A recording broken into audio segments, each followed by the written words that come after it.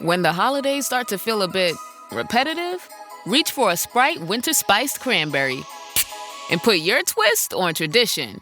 A bold cranberry and winter spice flavor fusion, Sprite Winter Spiced Cranberry is a refreshing way to shake things up this sipping season. And only for a limited time. Sprite. Obey your thirst. This is Charlie. Half of his breakfast always ends up on the floor. And he leaves fur everywhere. That's why I grabbed the Bissell Power Clean Fur Finder. It's cordless, powerful, and actually finds fur you don't even see. Learn more at Bissell.com. Oh, Hilton stay, your beds are soft and cozy. No lumpy couch, no stiff futon, no shower line at crack of dawn. Oh, Hilton stay. When you want holiday comfort you can count on, it matters where you stay. Enjoy comfortable rooms and friendly service when you stay with Hilton instead. Save up to 25% this season when you book with Hilton. Hilton for the stay. Terms apply.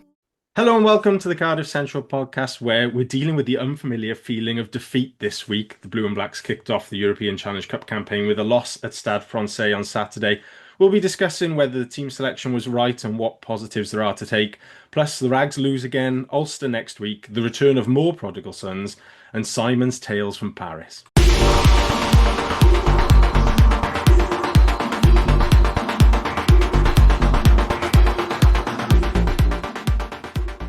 Joining me on the panel this week is Simon Jones, back from Paris. Simon, how are you? Bonjour, mes amis. That's as far as my French is going. That's more French than I used all weekend. Andrew Fordy, how are you? Yeah, very good, thank you, mate. And Fraser Stroud. Fraser, how are you? Yeah, not bad, thanks. Good stuff. Right, we'll get straight into the action from Saturday then. Cardiff kicked off their European Challenge Cup campaign with a 38-17 loss away at Stade Francais at the Stade Jean Bouin. A much changed blue and black side actually went in 5-10 up at the break after tries from Ewan Stevens and Matty Young, but rather predictably a strong home bench ran away with it in the second half. Before we get on to rugby, Simon, give us your top travel tips from Paris that you've picked up over the weekend. How good a trip was it? Yeah, I was just saying, it's a long way from Cardiff. I don't know why. It seems a stupid thing to say, but when we got on the train on the Saturday morning, full of excitement to go on the Eurostar, that was all fine. We got there about 6 o'clock, but then the train ride back on Sunday seemed to just take forever. But yeah, it was a good trip. It's a lovely ground. It's purpose built for them. You just get the feel that if Cardiff had the money to create something like that, of that size, really well branded. Interestingly, the PSG shop is in their ground, round the kind of back of it. But yeah, it was a really, really good. We walked about 10 miles on Saturday around, because we went to see PSG in the evening, and they didn't kick off till 9 o'clock. So we had quite a few hours to kill in between the games. But yeah, lovely ground. Really, really, really great fan base as well. I think I put on the chat at the end. We kind of left our bit and walked round behind the post to stand there, and all the Stade Francais supporters club were chanting for Cardiff as the players came round and clapped and were throwing down their mobiles and having selfies with them. So it was a really, really nice atmosphere there. It was very kind of friendly. It's just a great trip. It is a really, really great trip. But yeah. Hopefully at some point Cardiff gets the money and can create something like that. I realised it was 18 years ago today to when I last went, which was, I think, 2007, when Nicky Robertson went off injured after about 5 minutes and Jason Spice played fly half for that. And we lost 12-6, but I distinctly remember being really pleased with it because we got a losing bonus point, and I think we turned them over the weekend afterwards and qualified out of the group, and that losing bonus point was really important. But I've got a rant about the way in which Europe's structured now, and that's not being allowed to play them again. But yeah, a great trip, couple of days back now, so it's all a distant memory in the rain of Cardiff. But It sounds like an excellent Paris sporting day, that, with PSG in the night. It was, and we went to Roland Garros. Nice. Just to have a look, not to have a set or a knock-up or anything. Coming back with clay on your legs. Yeah. We'll get into the action then. A couple of three-word thoughts at final whistle on the weekend. Stephen said good first half. Ben said Botham man mountain. And then quite a lot of comments on sort of the average age of the Cardiff team, which obviously included quite a lot of young lads and debutants. Rob went with too many kids, channeling his inner Alan Hansen. But the others are a little bit more positive. Charlie went for exposure for youngsters. Gareth, our academy rules. Sean said hope for future. David, plenty of positives. And Daniel went with lots of promise. Simon, we'll come to you first for your view from inside the stadium. What were your general thoughts of the game? I think at half time, I think we contained them so well in that first half. I don't know whether Stade took it a bit easy and thought it was going to be, a bit of a walkover. Obviously, they got a penalty after about 3 seconds, and you think, oh, here we go, and they kick to the corner, and an unbelievable tackle from Bevan, and then from both of them to hold them up. But actually, everything they threw at us, we handled pretty well. They eventually got the try, but even that was a bit of a strike from some distance. And then we could have had a few more scores in that first half. I think, is it Emmanuel just releases the ball a little bit early? Was it Emmanuel down the wing to Bevan and gives Bevan a little bit too much to do? I want to say it was Elijah Evans. I think was it Elijah when Evans? He was on for Grady. Yeah. So that was, that pass goes literally like a second, 2 seconds later. I think Bevan's in. I think there was another one where the ball was like hacked through. Schmidt made that burst and looked left and didn't look right, which just seems really strange not to even look at who's on your inside. So I got to half time and thought, well, actually, considering the inexperience of the side and then losing Lloyd as well, we can put up a fight here. And then I think we never recovered from conceding that first try. I think in the second half, there was like a defensive misread that just allowed one of their players to go through, and then like almost a second misread that allowed them to score. And from that moment on, I think that's where the lack of experience kind of came in. We needed to bring on somebody just to control bad ball. And I think my view is Wild was left a little bit exposed on that bad ball and not quite sure what to do with it. And we fell away, and it was a real shame because I genuinely feel if we'd had a Sheedy or a Ben Thomas on the bench, we might well have controlled that, or an Ali Davis controlled that game a little bit better than we did. And I'm not saying we would have won it, but because I think they obviously probably got a stern word at half time about what they were doing, because they weren't doing anything to actually get through us. But I think we would have caused them more problems. They would have been worried much later in the game. So, as I said, I haven't watched the second half back because I can't really face it. Because I think that first half is one of the best halves I've seen us have this season, if you consider the age of some of the players. And I think that inexperience just told a little bit in the second half. But it's a good experience for them all. Certainly weren't kind of embarrassed out there. Very, very competitive. But as you said, their bench and their quality just kind of told in the end. But I don't think we were really outmuscled either, which is good to see. So yeah, half full glass. It feels a bit like the one that got away, but there was nothing else we could do in that situation. Fordy, your thoughts? Yeah, I agree on the whole with Simon. Watching the first half, I kind of couldn't believe what was going on. Because there was a lot of, I wouldn't say it was luck, but a lot of stuff was kind of falling quite well for us. I think that in that first minute, that Botham try, save and tackle, that is absolutely heroic. There's no luck to it whatsoever, but he times that literally 0.2 seconds slower and he's not getting there. I don't know how Stade Francais haven't scored there. But I really admired how kind of composed a lot of the youngsters looked. They seemed, particularly Matty Young. I thought Matty Young played really well on debut. And it was annoying to see it kind of all fall apart. And again, I agree with Simon that it was kind of that momentum. As soon as they started conceding one or two, it kind of almost each try became worse, kind of defensive reads wise.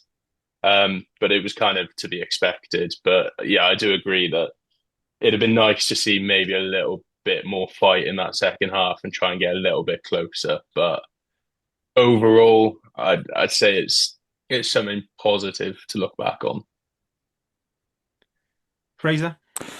Yeah, I agree with Fordy and Simon in general. I think, the first half was weird. It was weird. I was kind of surprised we were winning at half time. And I don't know, I think they came close to scoring a couple of times. And we did the last ditch defence, which throughout the game was pretty impressive. I thought, yeah, Harry Ward did have a difficult time, but like two of his passes on the tries we scored were really good. He's got a really good passing range. He's got like that is one of his big skills, I think. And yeah, we played pretty well in the first half, and like yeah, went in half time, went in, which was delightful. But yeah, the second half was very odd.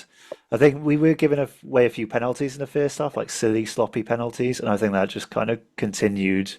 And we did the thing where like compounding errors and giving Stade Francais a lot of their tries in the second half were just from silly reads or bad decisions. I think like not competing in the air or not protecting the ruck, and then all of a sudden they've scored good tries. They're a good team, so they can, if they get you give them opportunity, they'll take it, and they did in the second half. But I was a little bit confused. Like our structure seemed to really disappear in the second half, like attacking and defensively, and I'm not really sure where that came from. But I guess it is just inexperience and not the subs coming on and just having such a mix and match team that we weren't really clear as to how we were playing, and like for some reason the structure wasn't working, which is a bit unusual because it looked quite disorganized at times. But yeah, there were some good performances. I think Evan Lloyd was good. Yeah, Matty Young had a great debut. What's his name? The centre, Professor Cornell Smith. He was okay, but yeah, can't look to his right for some reason. But yeah, I think I was a little bit disappointed, but I think that's just expectations. I've just seen Cardiff win over and over again, so it's like really, and the fact that we were in the game, but kind of at the end soundly beaten was a little bit deflating, I suppose. But it's to be expected with all the changes and the youth that we had in our team. So yeah, there are definitely positives coming out from it. I think you're dead right that it's weird that we've become kind of used to Cardiff now to managing things quite well in the second half. It's not something we've done really for a couple of years. And then all of a sudden this year, Ali Davis has nailed down that role, and you've had Sheedy and Lloyd at 10 and Ben Thomas at 12. And all of a sudden on Saturday, you end up with Ian Davis debut 21 at scrum half. Harry Wild pretty much debut as he only had like 30 seconds against Zebra the week before, 20. Stefan Manuel 19. Cornel Schmidt only been at the club about 3 weeks at outside centre. Young 20 at fullback also on debut. And they looked, there was a lot to like about all of them. There was good moments, but they looked like lads who were playing like some of their first senior games. And you just thought, there was moments when we were kicking the ball in that second half where you think, Ali Davis would have put his foot on this ball here, maybe taken another phase, got 3 forwards in and kicked it quite nicely. Yeah. And when the ball comes back to Wild at fly half, you think, all right, if this is Sheedy or Lloyd, this is going long, and we're going to push them back and chase them, and they kick to compete. And I mean, that will pay off hopefully, because they'll watch the tape back and go, right, I know what I need to do next time now. But on the afternoon, we just basically invited Stad onto us, a Stad team that had a lot of players on that bench who'd started away at Claremont the week before in the top 14. Like they didn't.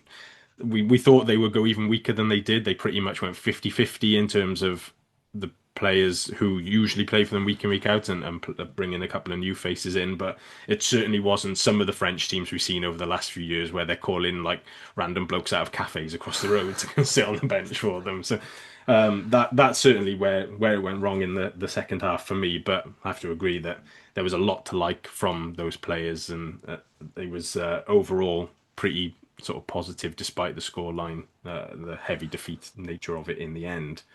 I think that's the thing, though, isn't it? You don't want to give, the one thing you don't want to give any side, but particularly a French side at home, is momentum. Yeah. And, you just looking back, if we just held them for like 5-10 minutes, they start to get a bit nervous. Even in the first half, you could tell there was a bit of frustration. Passes weren't going to hand. Things weren't quite working. The longer we could keep them like that, the more not desperate they become, the more the higher risk maybe they would go to try and get the result. And it just felt it was such a sickener, that opening. But as you say, Dan, if those players can take the good and not lose what they did brilliantly, which was that level of ambition to attack and show no fear and be brave in those situations, but temper that with just that, as you said, there was a couple of times where Wild, he just smash the ball downfield. It's terrible ball. Just whack it right down the middle and then reset defensively, and it's actually what we've done really well this season because we were containing them around the halfway line at times. So, yeah, I think. But my rant about Europe is I would love to be playing them this weekend at home with all our players in, because I genuinely think one or two more experienced heads and they would have been in trouble on Saturday. So the way that Europe now works takes away that kind of, well, we'll see you back at ours next week and we'll have a different team and we'll have another go at you. And, we maybe will take those points away because now we're playing Ulster next week in what is basically a brand new game that is, bears no relevance to the game that's gone the weekend before because there's no kind of rivalry built up in it. So, kind of left thinking, I'd love to have those, however many players we had out, back in the side and have a go at them on Saturday. And we'd have to get Paul Tito back because that's the image I've got of Stade Francais at home is Paul Tito scoring in the corner. So we'd have to haul him out of retirement from somewhere. Obviously, Cardiff made a lot of changes. They didn't in the end bring back any of the Wales internationals who'd started in camp, regardless of how many minutes they played. Sheedy and Danny Southworth not really getting many minutes. Beetham not playing at all, was still given a week off. We also opted to rest guys like Bowen, Winnett, Millard, Ali Davis, who've played quite a lot for us. Do we sort of see where Cornel van Zyl's coming from in that decision to make wholesale changes? I see it to an extent. I was a bit surprised, kind of the lack of the element of just not allowing any of the Wales players who are involved to play. I think I get the need to experiment. I think particularly if you look at like last season in the Challenge Cup, that's where Tom Bowen and Stefan Manuel both made their debut, was in Challenge Cup games. And it's probably your best chance to kind of try new combinations, especially with how the league's going. There's no real easy games going forward. So it's probably your best chance to test some new players. But I feel like by that same logic, someone like Jacob Beetham, who's kind of been in camp for 5 weeks holding tackle bags, you think if I know Matty Young had a brilliant game, but if we're looking to experiment with Jacob Beetham in a different position, for example, say 12 or 13, that was probably a great game to do it. So while I kind of understand why it was done, I think there was maybe a little bit of a missed opportunity there, particularly with possibly having some Welsh players on the bench, just as an extra impact. And like Simon touched upon, having more kind of leadership coming off the bench and more experienced players. But I think we'll fully find out like what the bigger picture is when we know what the team is for Ulster this Saturday.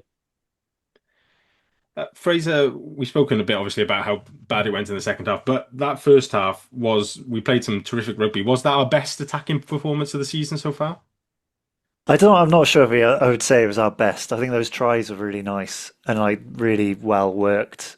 And yeah, we looked clinical when we had the chances, and some of the passes were beautiful, perfectly judged. Matty Young's offload, and it was just good to see those players like Ewan Stevens and Mason Grady like back. I'm excited about Ewan Stevens. I hope he gets his fitness back because he is electric when he gets a little bit of space, and he's going to be exciting.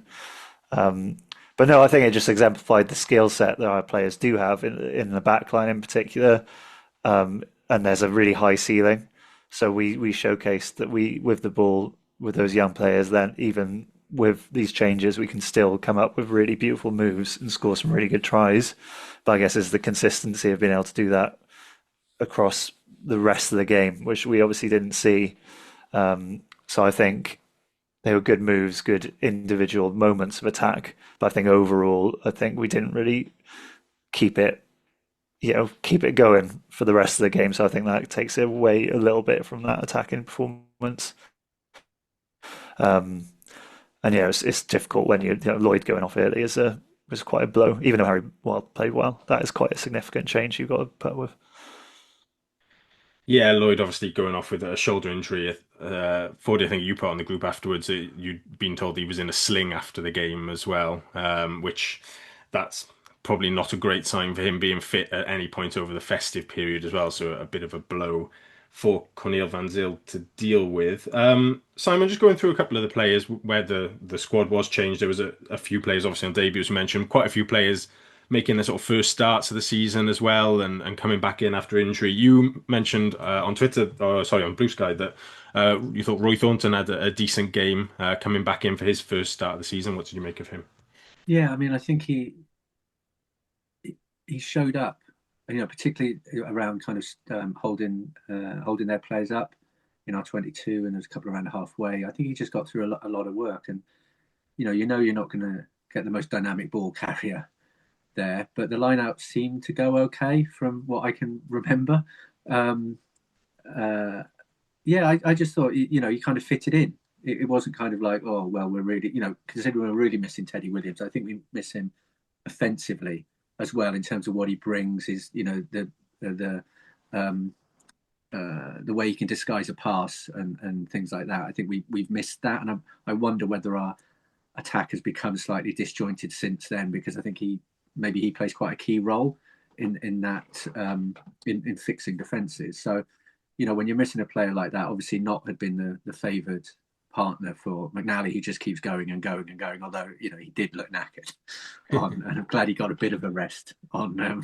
I'm sure he really wanted to play as well. I'm sure those are the games that he wants to be part of. So yeah, I just thought he had a really solid game, and it just made me think, actually, yeah, we can trust him in those situations. I know he's one of the more experienced players. He's not had a lot of game time, but I didn't feel at any point it was he looked kind of out of sorts or out of place. So I thought he had a really solid game. It wasn't spectacular, but he certainly contributed to what's in the first half. Definitely was a huge forward effort, a huge number of tackles, some massive tackles going in. I think there was the period where Grady rearranged their wingers' ribs that I could hear at the back of the stand where I was sat, with lots of kind of Gaelic oohs in terms of that. And then I think the play went the other way, and either Stevens got hammered on the other side of the pitch, or he put in a big hit, and then Bevan got hit. It was like three kind of in the space of like 5 minutes, where it really kind of showed how physical that game was. So yeah, I thought he had a good game, and yeah, as we're missing Teddy for what I assume will be most of the season, it's good to know you can bring him in, because he does add that height to the lineup and weight to the scrum as well, which you need against the kind of bigger packs and more set piece orientated sides. There was a question on Twitter, I think, from Gareth, who mentioned about that we're looking quite light at lock now, and whether Cornell could ring up Eben, but I'm not sure Eben's the guy to go to now. Really, he's got a few weeks off, so maybe somebody else you could call him. But yeah, I thought Thornton looked pretty decent, considering I don't know if he's actually had any minutes at all this season so far. That might have been his first minutes of the season, off the top of my head. Fordy, Bevan was another player, Ellis Bevan, coming in at scrum half for his first Cardiff start of the season. He's obviously played a little bit for Bristol over the last few weeks on loan. That seemed to have paid off a little bit for him, I thought. Yeah, definitely. I think he's kind of that live wire that with Mulder out, when you kind of look at the options there of obviously Ian Davis came off the bench, but usually your starting choice scrum half now is straight shootout between Ellis Bevan and Aled Davis. And Ellis Bevan's much of a live wire that's kind of got that similar running rugby game to Johan Mulder. So it's a nice kind of chance for him. It was a nice chance for him on Saturday to get some minutes under his belt after not featuring at all, I don't think, in the first block.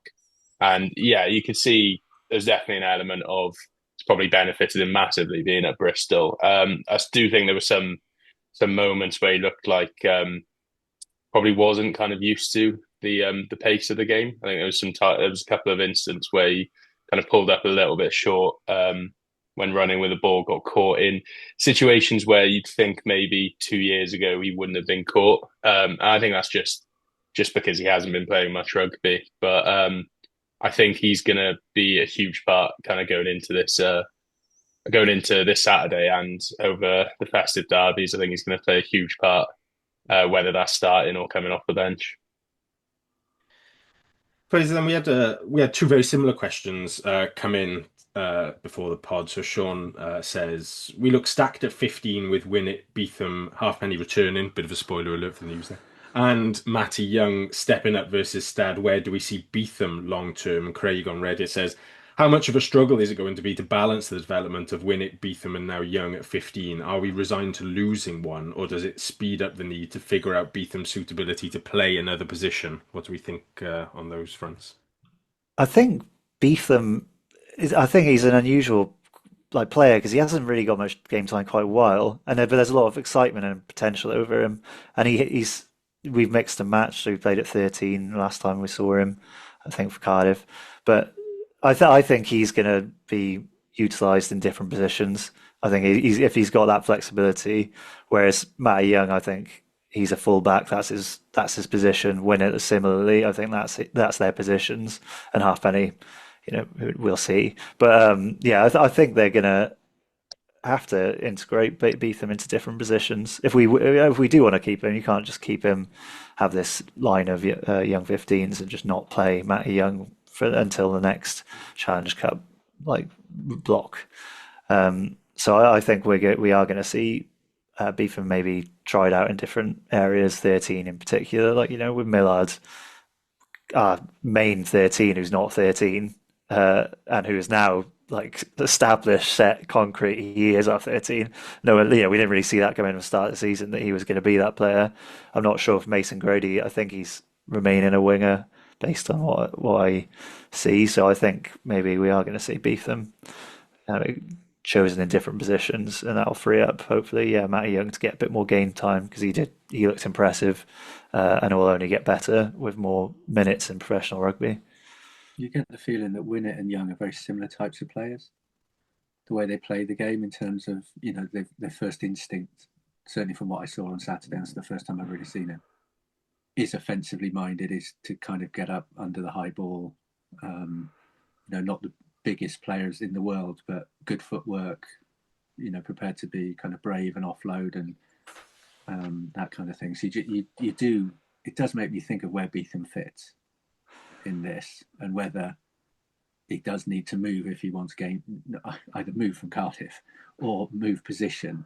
I think he needs the coaching staff at Cardiff and at Wales need to make a decision on what position he plays, because otherwise the risk is he drifts around 3 or 4 positions, never quite nailing one down, never quite having the run at that position to learn it in a high octane environment at the highest level.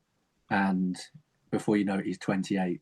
He's got 16 caps, but has never quite, nailed down. Everyone thinks he's got potential still, but he's kind of quite old. So I think whether it's the rest of this season or if he's still with us next season or wherever he is, just need to pick him in a position and play him in that position, because I think otherwise his development's going to struggle, and you can understand him becoming frustrated then, going, well, you just keep picking me in possession for 1 week and then somewhere else the next week. I can't learn my trade. Yeah, and the sort of nagging element of that all is that if we do go to 3 teams and there is less spots for players to play, but also if it is the Dragons, Cardiff, and then one in the West, the Dragons are going to need to improve a lot. If anyone watched them play against Perpignan on the weekend, I think the Dragons Lair guys tweeted afterwards that they are the worst team in Europe at the moment, the Dragons, and there's not really much you can argue with on that front. They are going to need to recruit better players and bolster their squad. They're probably we're not going to attract a huge amount of Welsh players back from England immediately, I don't feel. It's probably more likely that we lose more players to England, if anything. Beetham would probably be a candidate to go over there potentially, and that's the risk. But if he's going to make it as a fullback in Wales, you get the feeling that the Dragons is the spot where he might end up landing, who have Angus O'Brien's been a good player for them, but is probably not of the requisite quality to drag them up the table. Kai Evans has had a lot of injuries there and hasn't really made the grade. They do have Hugh Anderson. Not really sure what's happened to him this season. We haven't seen a huge amount of him, but you're going to need 2 quality players. So if it's Beetham and Anderson there, and then we've got Winnett and Young, as tough as that is to say from a Cardiff perspective, because you want to keep as much talent and build as much depth as you can, if Welsh Rugby is going to make a real fist of this 3-team element, though, then somebody like Beetham moving to Dragons, you think that's probably on the cards potentially, especially if they are going to stick with him at 15. But I think there's a lot of legal battles before we start figuring out who plays for who first. It's really unfortunate, isn't it? Because Young plays pretty much 80 minutes at the weekend. I don't think Beetham's been given 80, in that position. Has he played an entire game at fullback? Did he have one or two?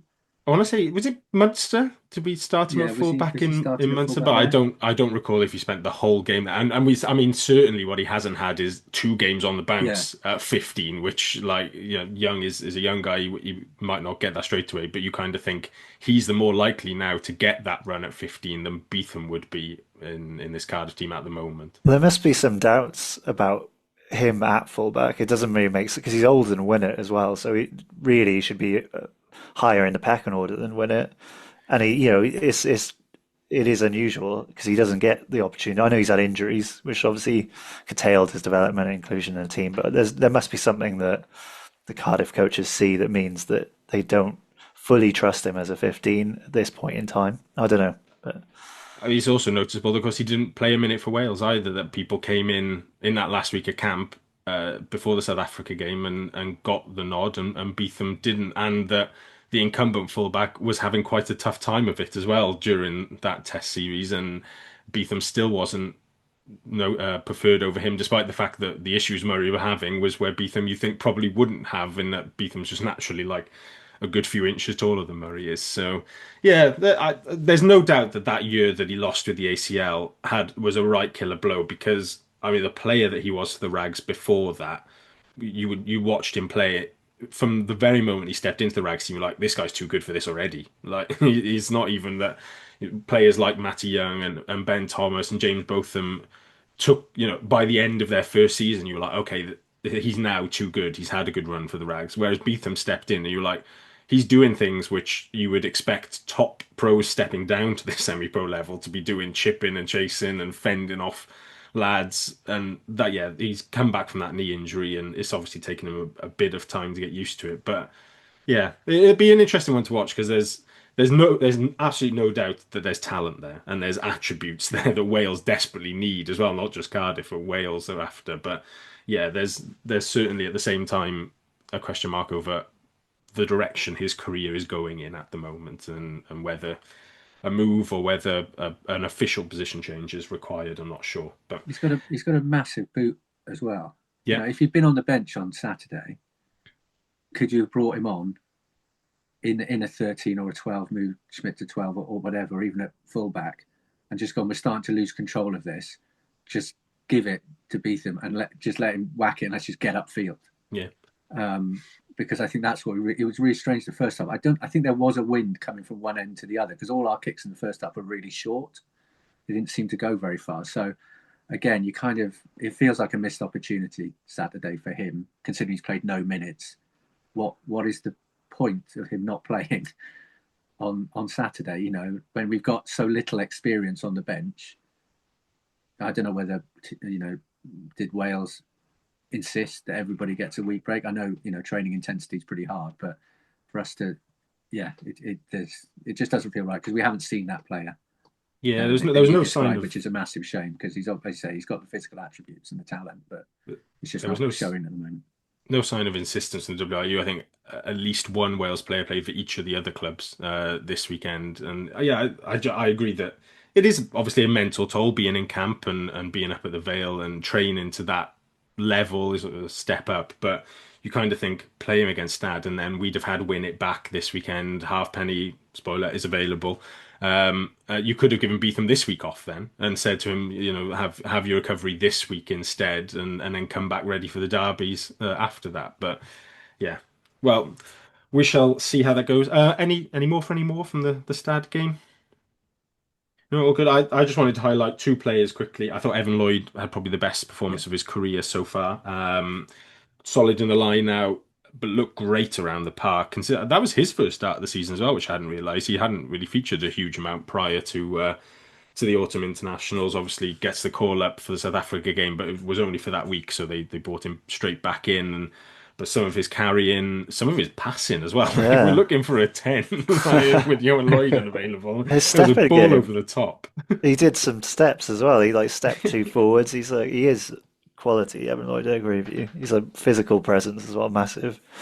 he will get with some injuries. I think he will get plenty of game time over the next few weeks. So hopefully, you can take advantage of that. And then the other player was, James Botham was just, I know, was mentioned in one of the three-word thoughts. The Man Mountain. He is so good. When he is fit and available, there are few better back rowers in Wales, which is quite an accolade considering we've got quite a lot of good back rowers in Wales. But yeah, 6, 7, or 8 over the ball, holding people up, carrying, line out work, just looks fantastic.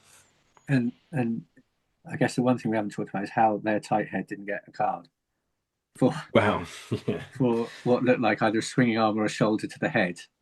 And the referee going, well, he tried to wrap. And I think that, does that really matter if you've hit somebody in the head? It's not about whether you've wrapped or not. It's about where you make contact. And just a bizarre decision for it to kind of almost, watching the game back and listening to the conversation, the intent to go into it with he stepped.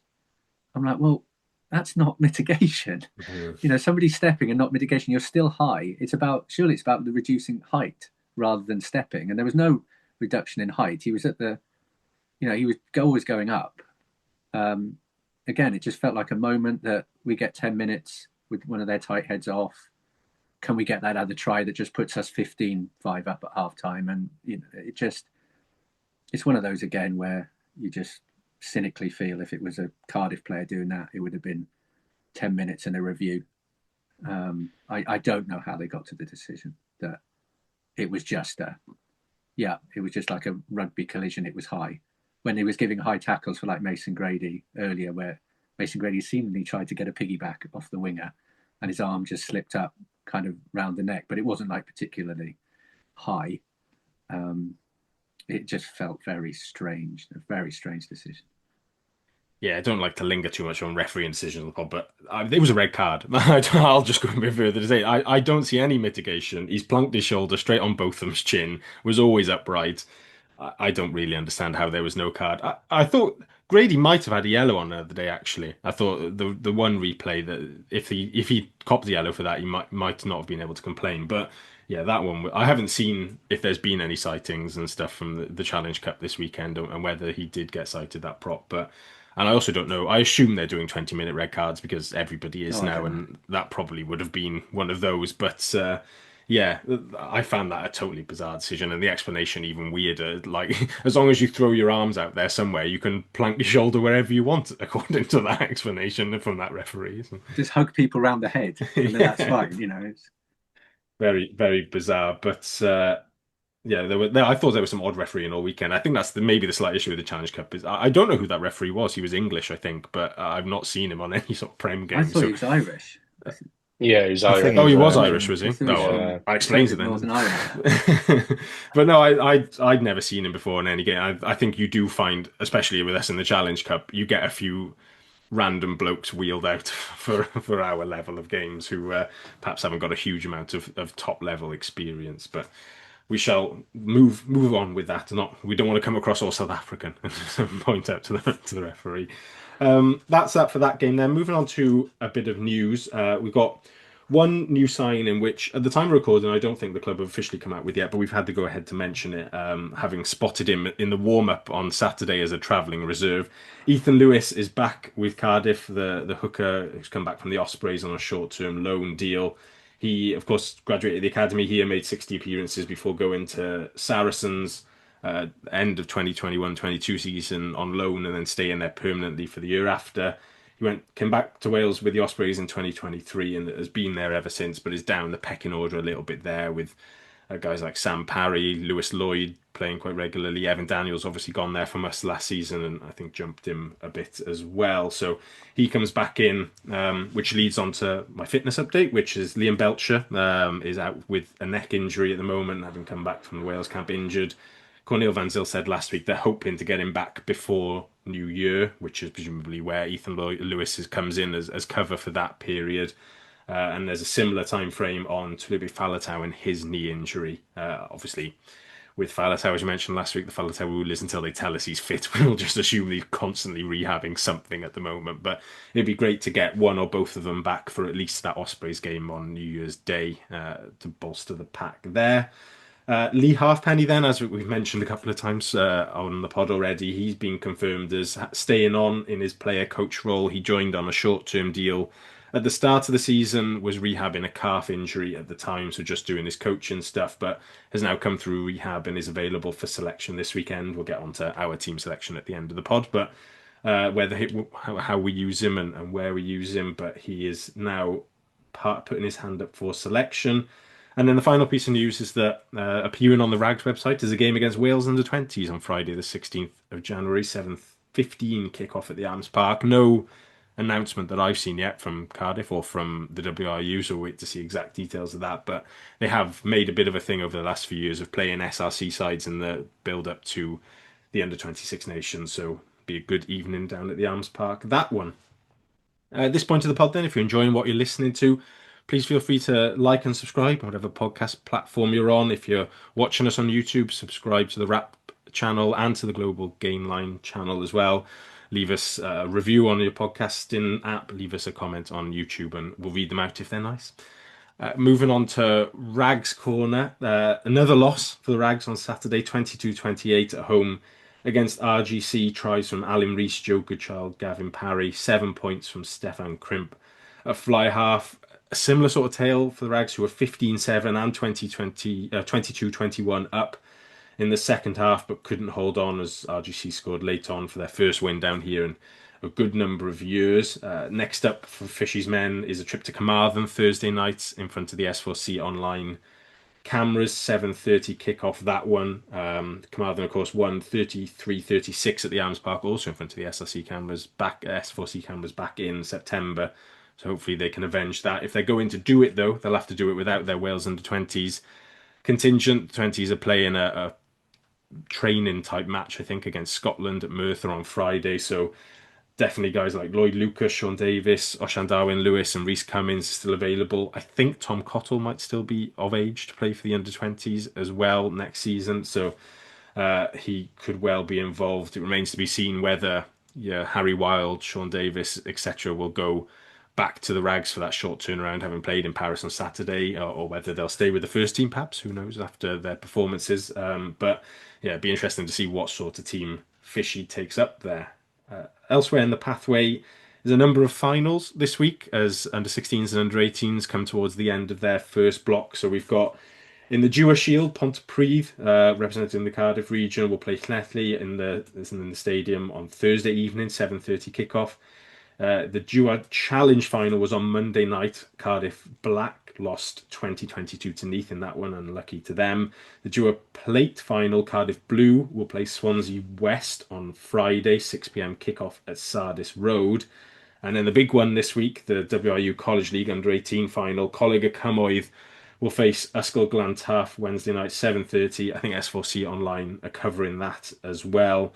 40, well, give us your Glantaf hype moment. Are they going to do it at long last? Yeah, I hope so. Well, yeah, excuse me. I'll be down there supporting them on. I think last time I've gone to watch them at either the Principality or the Arms Park, they've lost both times. So hopefully, third time's a charm. If it's going bad at half time, you'll just see 40 slinking out on the SRC cameras as it goes up. But there were some good semi-finals last week. Cymoedd beat Llandovery College at Sardis. A couple of Johan Dacey, nephew of Chris, scoring a try for them. Ben Kuma kicking a couple of points from fly half as well, who's involved in the academy. And then Glantaf hammered Whitchurch in the other semi-final. Tom Howe bagging 2 tries as part of that scoring. So Cymoedd and Glantaf drew 29-all a couple of weeks ago in the regular season. So it'd be a very good game, that, but positive for Cardiff Pathway to have so many teams in so many finals. Moving on then to the final part of the pod, we'll look ahead to this Saturday's game against Ulster, 8 p.m. kickoff at the Arms Park. Obviously, we beat Ulster at the Arms Park last season, 21-19, in a great game, second half comeback. But we'd lost a lot before that. That was our first win over them in 6 years. Hopefully we can keep that up. Ulster are having a very good season after a couple of troubling years. They're 4th in the URC at the moment with a game in hand over ourselves, which would jump them above us if they were to win it after their game against Edinburgh was called off a couple of weeks ago. In Europe, they beat Racing, or I should say a Racing 15, because it wasn't particularly the strongest Racing side I've ever seen that travelled to Belfast. But you can only beat what's in front of you, and they beat them 61-7, which is, I think, comes under the title of convincing victory for the Irish side. Team news wise for them, Rob Herring is going to miss the game. He hurt his knee early on in that game against Racing last week, but Cormac Isachukwu, Ben Carson, Lachlan McLaughlin, and Sean Reffel are all fit. I recognise Isachukwu's name because I think he was the guy who kicked the ball out of Thomas Young's hand in that game a couple of seasons ago. The others, I don't know, answers on a postcard really, but I think it'll be interesting to see what Ulster side comes over. They picked a very strong team for their opening home game last week with a couple of guys like Nick Timoney and coming back from the Ireland squad, Angus Bell coming straight back from the Australian squad as well. They, like us, have got 3 derbies coming up in the URC. They start away at Leinster at the Aviva next weekend. So it might be possible that having gone hard and got the bonus point win at home, they send a bit of a change side to us before going into those 3 interprovincial games. But we'll wait to see for the team announcement on their end. Question from Tony of this parish on Reddit said, what's the weather like? Bad, Tony. It's the only thing I can say. The weather's just bad at the moment, right? Somebody needs to do something about it because it's not looking good. But that's get your coats on, get your umbrellas out because it's not looking great at the Arms Park on Friday night. Question in from Gareth Simon, who said it was an understandable team selection v Stad, he felt, but do we now go all in against Ulster and get the bonus point win to really ignite this European Challenge Cup campaigning for us? I say this every time, just go for it. Every time they don't. But I think you've got to think about this game in relation to what's up next. You don't want to be going into a Friday night against the Scarlets and then Boxing Day against the Dragons. And then obviously on New Year's Day against the Ospreys on the back of 2 defeats.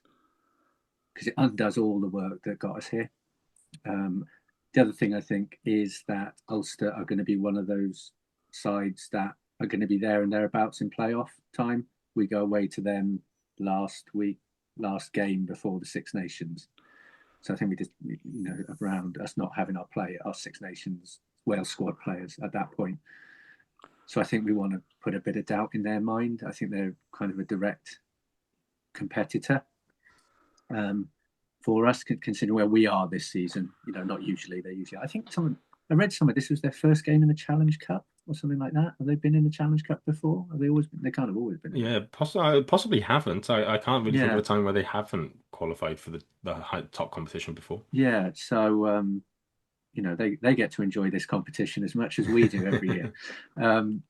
So it'll be interesting to see what they bring. I would be surprised if it's not as close to a full strength side that we put out, just to get everybody back working to take some momentum into the game against the Scarlets, which I don't think, even though the Scarlets have had a pretty disastrous start to the season, they always turn up at Cardiff and make it difficult for us. So I think you've got to look at it with that in mind, regardless of kind of, do we need a bonus point or don't we? I think a bonus point win puts us back in contention.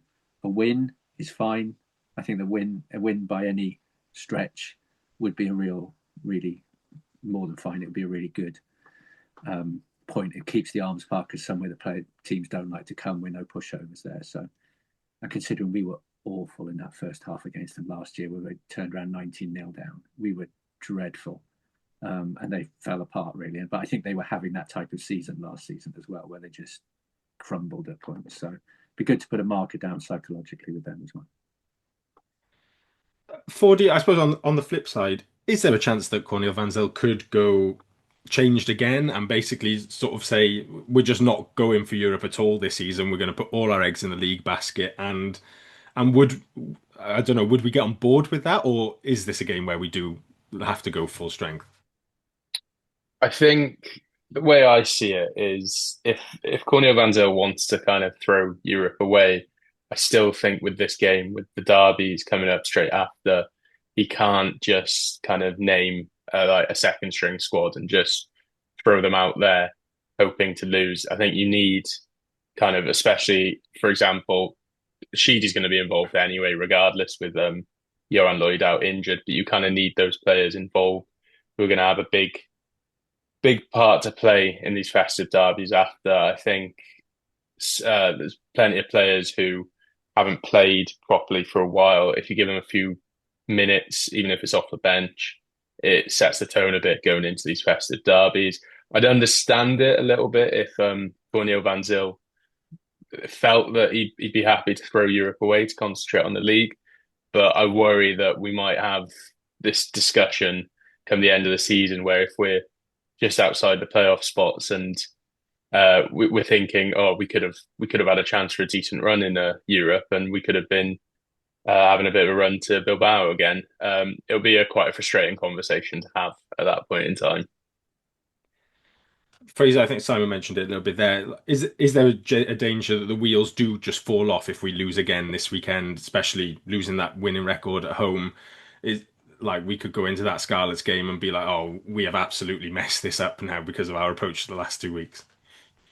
Yeah, I mean, I would like to hope that the team's got a stronger mentality than that at this point, and they're quite a tight unit. It's been years in development, the team that has kind of come to fruition. So I think it depends on how we lose. If we do lose, obviously it would be a blow, and again, it depends on like how Cornel van Zyl approaches the game and who he puts out as to how the team can react to a loss. If they're like, oh, we're playing a second string again, so we weren't expecting to get the win, then you maybe can paint it in a less disastrous way. But I think we definitely need to put in a performance and push Ulster to ideally win, but like be in there at the end. Because I think against Stade, it was just a bit for me a bit disappointing that we just weren't at the end of the game. It was over as a contest. I think with this match, even if we make some changes, I think we need to have it as a contest until the last 10 minutes and we're in there within a score, and then we see what happens. So yeah, I think it is that. I think that's important because we don't want to be going into against Scarlets having been not really in a match for 2 games and have lost quite soundly. I think that would be quite demoralizing, and then you start getting the jitters about like, oh god, we need to beat Scarlets, we need to get back on the horse and that kind of stuff. And yeah, we don't want it to kind of affect our league form. So I'd agree that it is important to put a strong performance in for sure. Team selection wise, then there's a few players who maybe got a few question marks over they might be back this week. We don't know at this point when we're recording, but I've ruled out for our team selection Ed Byrne and Corey Domachowski. We mentioned Liam Belcher, Teddy Williams also long term. I've ruled out Ben Donnell as well, who wasn't involved last week at all, so we assume that his injury picked up against Zebra was enough to keep him sidelined for now. Faletau we've mentioned. Johan Mulder's still recovering from his broken jaw. I think the earliest he might be back is Scarlets next week, so hopefully it's going well for him.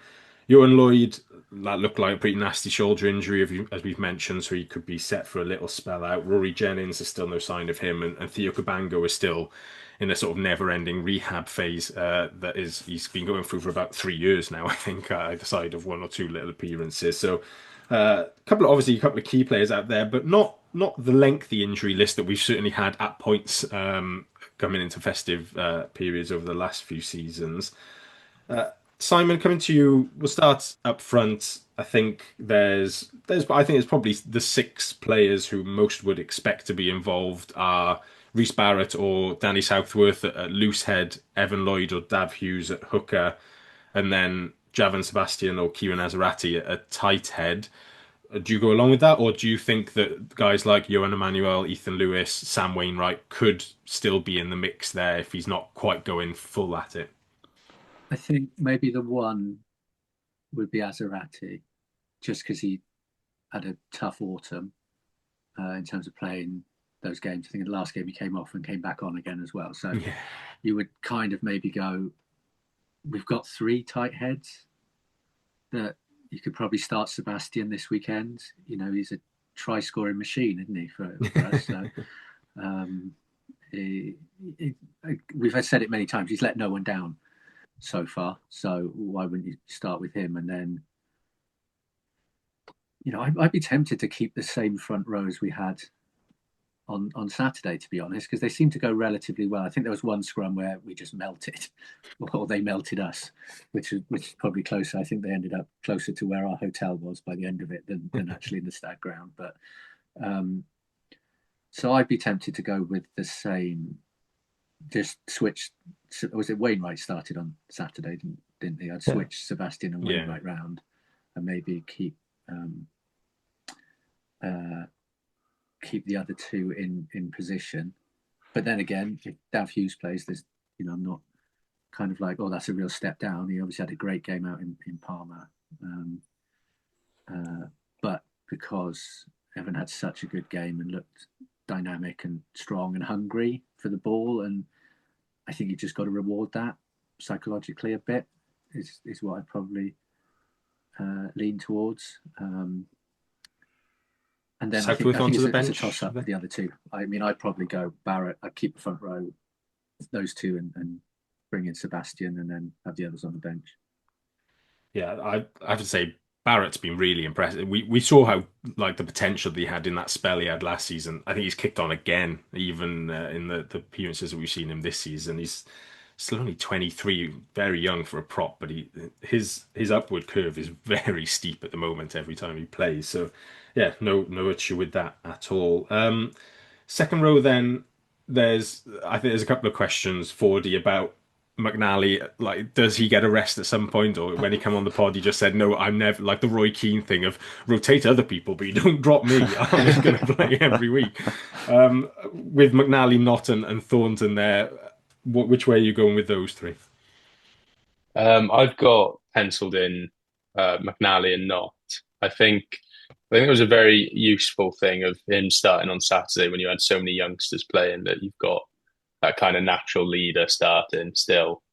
And interesting to see what the team has picked this weekend. But I just think it's almost, like we say every week, especially when Teddy was fit, it was almost no discussion. And I feel as long as McNally's fit, he's almost that glue at times, that I think for me he's got to start. And I'd go for George Knott, but as discussed earlier, I thought Thornton did play very well on Saturday too. So, but I'd have Thornton penciled in on the bench.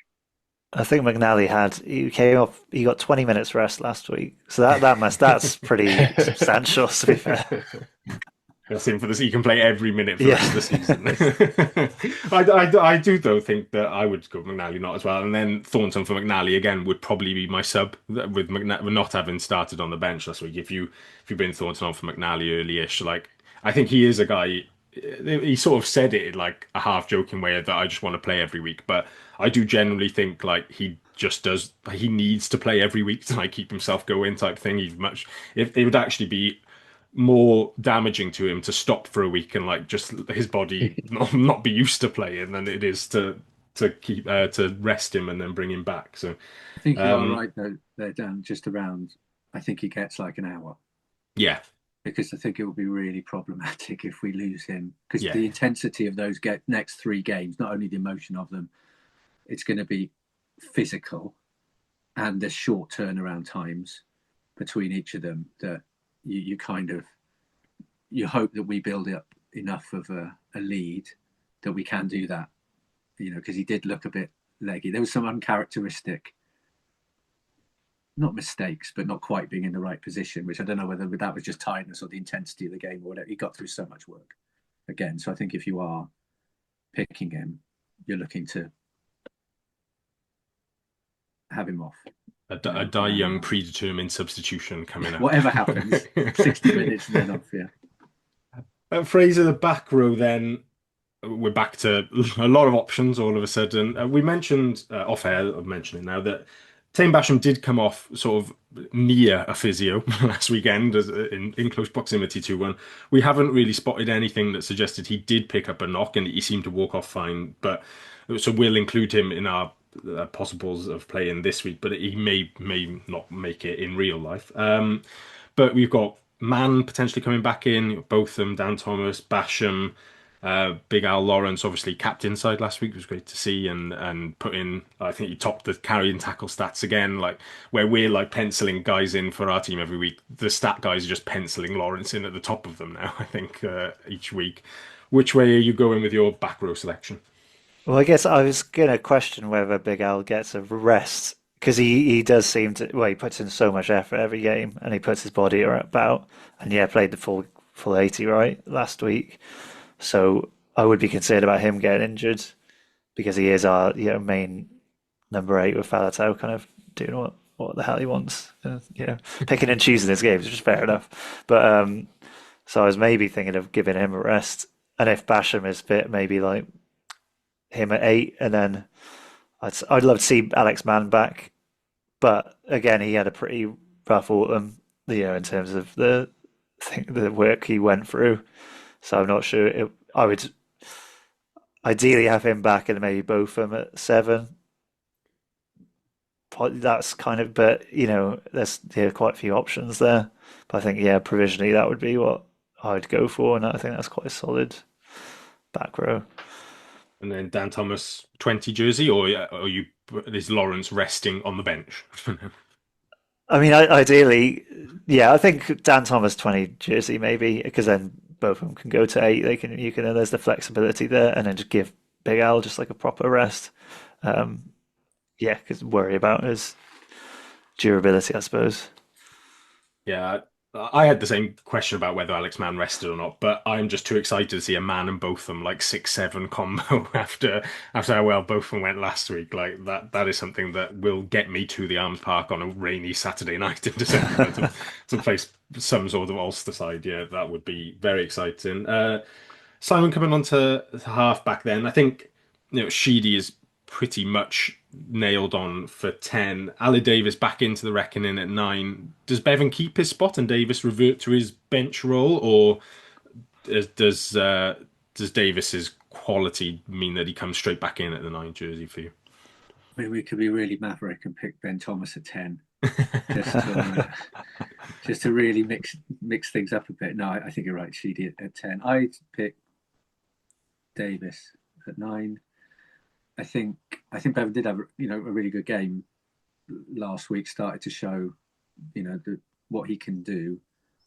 I just think the control that we lost in the second half we're going to need, particularly if the weather's pretty awful. I think sometimes Bevan's box kicking can be a bit hit and miss. Sometimes it goes perfectly, sometimes it doesn't go. It goes very high up in the air, but not very far forward. And I just get a feeling against Ulster we're going to have to kick a fair bit, kick sensibly, kick clever, and I'd rather have that experience of those two there, with Bevan then to come on for when if we're chasing the game or it breaks up a little bit, he's more of a threat, and that's what we've always said we want to see him around the fringes, being more of a threat, and I think he did show that. I would go with that. 40 into midfield, we've got Ben Thomas coming back into the reckoning at 12 with Steph Emanuel. Got Harry Millard back into the reckoning at outside centre with Cornell Schmidt. Which way are you going there? I've got penciled in definitely Ben Thomas at 12, because obviously he started the first 2 Wales autumn games. They had 15 minutes against South Africa, but then obviously before the autumn, played very little rugby following the red card against the Lions, and obviously he'll be a huge player across the next few games. So I think it's very important to get him starting on Saturday. I've gone for Millard at outside centre. I think just for that they're a good combo together, and it probably struck a lot of fear, especially the way Millard's been playing at times. Struck a lot of fear into the Ulster defensive line, having him there. But yeah, that's what I've gone for. I wouldn't necessarily be disappointed if Smith was chucked in at 13, but I think the better way to go would be Millard at 13. Fraser, then, before doing the back three as a whole, the big question of this 23 is Lee Halfpenny, and the club have obviously strongly hinted that he will be involved this weekend with the way they announced his signing of a new deal, and there's the sort of narrative of he made his debut against Ulster. He scored his first try. I think he made his second appearance against Ulster then as well. Scored his first points against them at the Arms Park. Does he start at fullback for you, or does he start from the bench for this one? Where would you have him? I think I'd probably start him if you're going to play him, because I'm not sure about bringing him off the bench as like just changing fullbacks is kind of a bit of an unusual call, I guess, usually. So I'd probably start him, and if they, they might want to make a fanfare of like come down and see him. They'll announce the team and kind of build on what they've already kind of drip fed in the social media. So I think the plan would be for him to start at 15, and he is he's a safe pair of hands. You know what you're gonna get from him. So I'm not worried about him affecting our performance. I know he hasn't played in ages, but he feels like a bit like the Falato type player who's like, he's got all the experience, he knows what he's doing, and then, probably sub him off quite early. Well, see how he's doing. But yeah, I don't know. I think he'll probably start if they are going to play him. It'd be hilarious if they didn't start him at all. He wasn't on the bench. It was just a contract announcement. That was all. We're not playing him.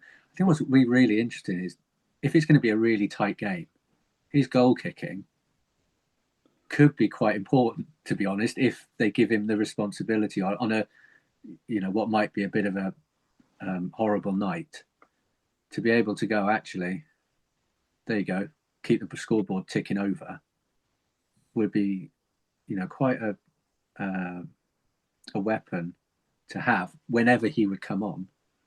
But I think that's what, not having Lloyd causes that problem, doesn't it? Because you put Lloyd on the bench and he can play full-back wing. You covered that both. I don't think we've got a full-back now with either Winnett or Young. Both could, I guess, play wing, but we haven't got that kind of 10-15 cover that one person does too. There is pressure on Halfpenny with that goal kicking mind, because he is the kicking coach for all intents and purposes, and so if he then takes over the goal kicking and misses a load, then like Sheedy and that are turning around, I'm not listening to this bloke. What's he talking about? Who's this guy? I'm gonna take a wing pairing from each of you here, because I think the quality that we've got available on the wings is quite mad for this weekend all of a sudden. So the choices you've got Mason Grady, Josh Adams, Tom Bowen, and Ewan Stevens retaining his spot. So you got, I don't think it's a bad choice there of any of those four really, but we'll take a consensus. And we probably, if you all vote for different ones, though, I will just like kick you all off the call, and that'll be the podcast. Fraser, what's your pairing?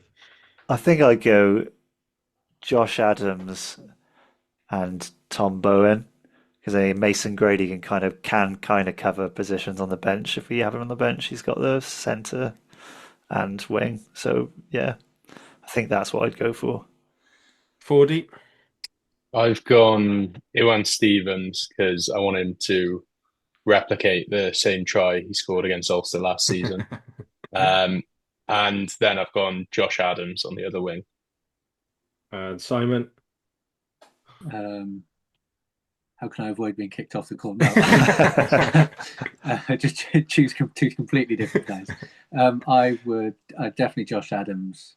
Probably going to be a lot of rucks in the game, so we've got his experience from ruck school to be able to see how he clears stuff out. No, I think he'll be desperate to play again, which could go either way with him. But I think again we want him up and running for those games.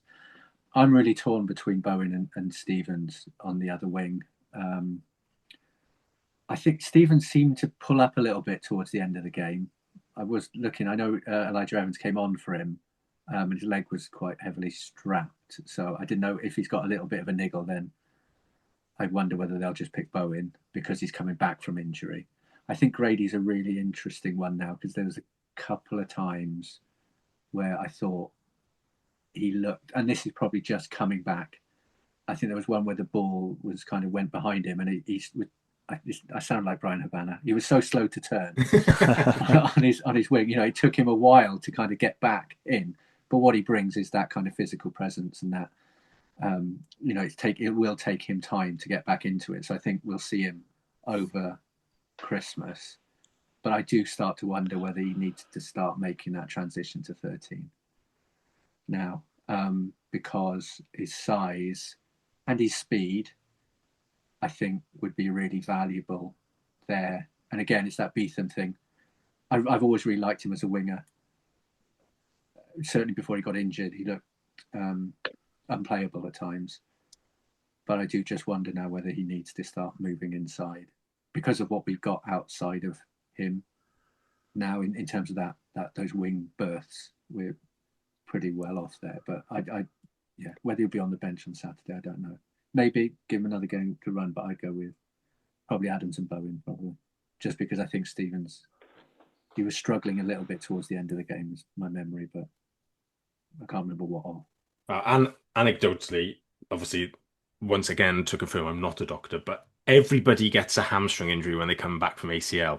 It just seems to be like the natural way that you do it. You haven't performed like at the top level for so long. You come back in and your hamstring things, and you need 2 to 3 weeks out to recover from that before you're back again. So maybe that's what happened to him. So we've got Adams. Adams Bowen is the final one. I'm a bit surprised nobody went Adams Grady. Putting Grady out on the left there, and with the extra height on a tough weather night as well. But I do think that Grady starting last week was a nod to him not playing this week as one of the only players to do Zebra and Stade back to back. I think that was then saying, yeah, Adams will come straight back in for this one and take that spot. So we've got Adams, Bowen, bench, and I'll fill it in quickly. I don't think we'll pick a 10 on the bench. I know some people mention whether Wild stays. I think they'll use Thomas as the 10 cover from 12. So I think there will be Winnett on the bench in case something happens to Halfpenny, or probably likelihood is he's not quite 80-minute fit yet as well, having not played for a while. So I've put Winnett in the 23 jersey, and then a bit of a question mark then over who wears 22, whether it's Grady or whether it's Stefan Manuel potentially to cover that inside centre. But I've given it to Grady for now. I think if they do need somebody to step into 12, Grady has done that once or twice. It's not an ideal scenario, admittedly, if Ben Thomas were to go off and they need Grady to go in there. But I think Grady's a better cover there for if Millard was to go down, and then if one of the wingers had an issue as well, then you could put him out there. So I don't think there's quite a two-person option there that covers all of the positions like quite adequately. So it's more about where you're willing to sacrifice slightly, and Grady being the 12 is not the greatest sacrifice that we might encounter at any point. So what about Smith in that position? Yes, I mean, he's highly educated. Yeah. what we have, so that rugby brain will be able to. But I thought he had, he was okay on Saturday. Made a couple of nice breaks, little chip nice through. Interception. Yeah, interception. But that was my only question, is because he's 10, 12, 13 wing. Yeah, but hasn't been with us for very long. But I just wonder whether that versatility might kind of tip it in his favour. I don't know. Yeah, I'm open to that. Any strong thoughts for D Fraser? No. Anyone could play 22. Yeah. Well, I'll whack Schmidt in there, and then if it's Grady, I'll look right smug on the WhatsApp group. This is the level we've got to. If somebody's successful in one of the replacements, just doesn't matter about the rest of the team. That 22 exactly. jersey is the first one I'm looking at. It's the key jersey. After all this, it'll probably be Wild anyway.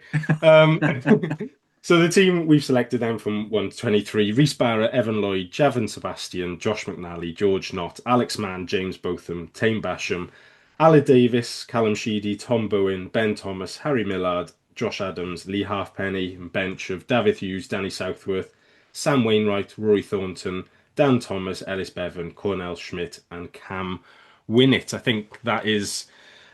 Even if Ulster turn up with their strongest 23, I think I'd back that 23 to get a result there. I don't think there's much else, though. I didn't have any other questions on the sheet going out. Any strong thoughts? Anyone going into the game? Fraser, do we win? In a word, go on. Yeah. Why not? 4D. Yeah, we win. And Simon. Yeah, just to annoy the WRU. Anything that annoys them is good in my book. The only piece of any other business I had was Craig on Reddit, who I think also was in Paris in the weekend, said, not a question, but a statement. Mason Grady drinks Aperol Spritz. Make of that what you will. If you spot any Cardiff players in bars, do feel free to let us know exactly what they're drinking, and we'll judge them heavily for that at some point. Then put them. It might even influence our selections at some point during the season if they're drinking something terrible. But we'll be back next week. We'll look back at the Ulster game. We'll preview the Scarlets, the festive period at large as well. But until then, Fraser, thank you. Cheers. Cheers, 4D. Cheers. Thanks, Simon. Good night. And thank you very much for listening. We will speak to you next week.